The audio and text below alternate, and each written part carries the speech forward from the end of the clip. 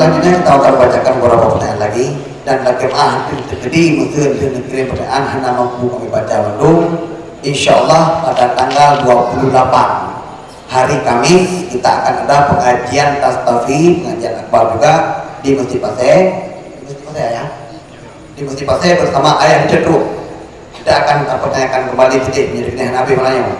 Habib Abu Melayu insyaallah nepos dengan sudah. Selanjutnya bagaimanakah hukum niat talak? Ya, niat untuk mentalak istri kita ada lagi kamu niat saja. Terima kasih.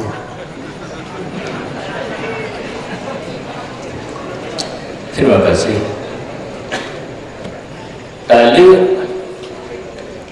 plus akad menikah akad kuah tak kuah tidak orang inang kepada tidak orang agam akadun harus dengan lafaz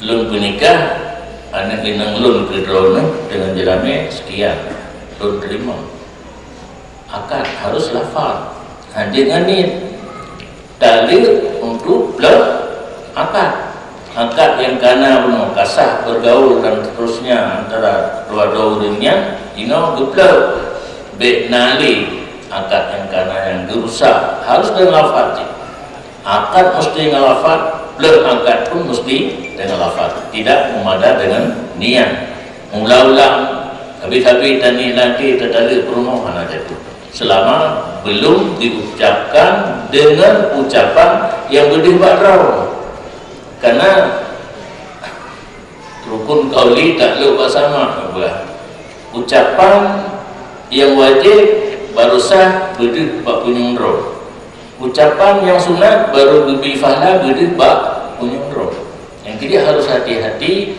karena dino naun pegah baik rai katu baca Fatihah gentas dalam semayang hanya dipegah nepugu tapi ubedih kerau mengaman dia pada semayang mengusih hana menyangan nanti bakal apa jadi kekek baik mengganggu kerau bedih wala tadhar bisalatika wala tukhafid biha wa qadari baina zalika sabila berai sampai mengganggu orang lain baik ukul sampai hana dikira tetapi sir ubedih kedua macam cuma bak tapu ukul